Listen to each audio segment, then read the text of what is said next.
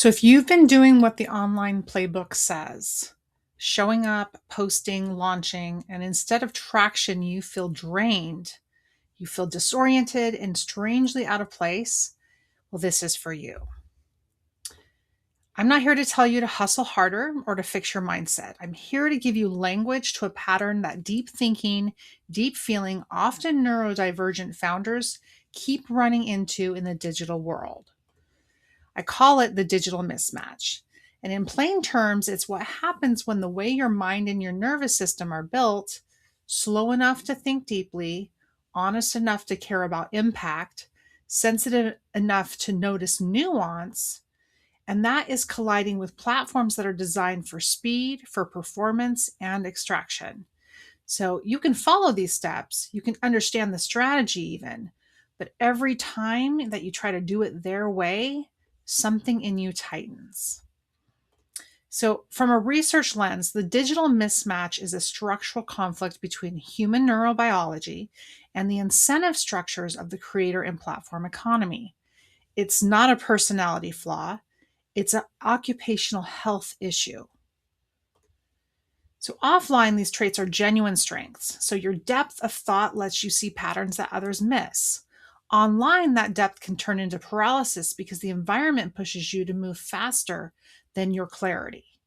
So, your sensitivity and empathy make you a grounding presence, but inside platforms, that sensitivity is flooded by constant input and comparison.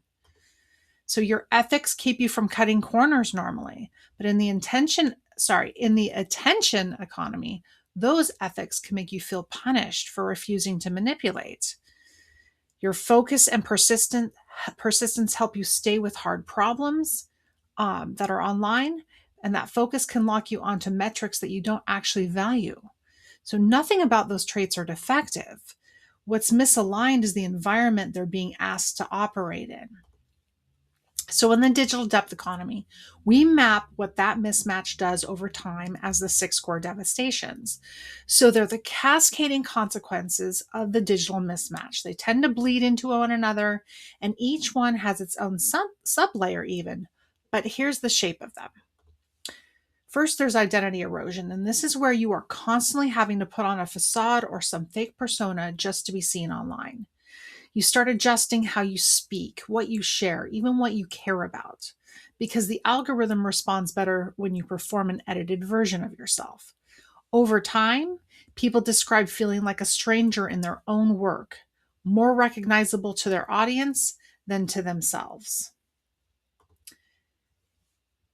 I think I skipped feedback famine. I sure did. Feedback famine is the second one. You pour energy into something that matters, post gets silence or numbers that feel hollow to you. So this is where your body doesn't read that as neutral. It often reads it as rejection. That's when you see good ideas abandoned after one failed post. Third is energy bankruptcy. This is the kind of depletion where even simple decisions, they feel heavy and creativity can go flat. So it doesn't resolve with a weekend off either. The load is cognitive, it's emotional, and it's not just about hours worked. The nervous system is stuck in a pattern it can't recover from inside these same conditions. Number four is ethical tech tension, and this is where you're told that you have to exaggerate urgency, share more of your private life, or use tactics that don't sit right just to stay visible. So those are some examples.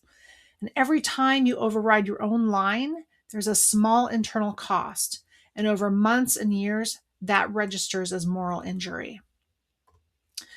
Fifth is legacy anxiety. This is where you might be successful on paper and still lie awake wondering, if this account disappears, does my life's work go with it? And that anxiety is understandable when your archive, your relationships, and revenue are all rented from systems that you don't control. Finally, is neurostrategy misalignment. You sit down to plan and your brain stalls. Part of you knows what would be wise long term. Another part is being yanked toward notifications and short term spikes. It's a tug of war between your biological rhythms and the platform's demands. and executive function gets stuck in the crossfire. So those are the 6 core devastations. So most people aren't living just one of these. It's not like you only have identity erosion or only feedback famine. Usually it's a mix. Your energy is gone, your strategy no longer fits how your brain works, your work starts feeling morally costly, and at the same time, you're wondering if anything you're building will actually last. So from the inside, it doesn't feel like one clean problem. It feels like your whole digital life is slowly drifting out of alignment. So there's also an economic layer. While those devastations are unfolding in your body and relationships, the platforms are quietly collecting data on your behavior, your content, your audience responses, and even the language that you use to explain complex ideas. So that edge that makes your work distinct, it can be absorbed into recommendation systems and models that reliably benefit the platform, even when they're not reliably benefiting you. So you feel depletion and doubt. The system gains precision. So this also isn't limited to one age group. We're seeing it in teenagers experimenting with creator careers, in adults pivoting online after layoffs or caregiving, and in older professionals trying to rebuild on platforms they never trained for. Deep thinking entrepreneurs feel it early, not because they're fragile, but because they're paying particular attention to their body, their conscience, and their actual impact of work. So this video is not here to tell you that you're doomed without my framework or to sell you a quick fix. My goal is to give you clean language for what's happening so you can make more grounded decisions with yourself, with your practitioners, and with the people who depend on you. If you're a founder or a creator and you see yourself in these cascading patterns, start with reading the Digital Mismatch page. It should be the page that you're on. Notice which of the 6 core devastations are loudest for you and what that costs you day to day. If you're a therapist and you're a coach or a practitioner, or you're recognizing your clients in this, the research journey page shows how professionals are being invited into this work, from early recognition to potential collaboration. And then if you're a researcher or institutional partner, the methodology page outlines how we're studying this as an occupational health issue and where collaboration and independent replication would be most valuable. So if your body keeps protesting the way you're being asked to work digitally, that is not a weakness. That's a warning signal doing its job. What's off is a digital environment that treats living nervous systems like endlessly scalable hardware. The digital depth economy is here to study that mismatch and to help build digital practices that let your business grow without requiring you to hollow yourself out.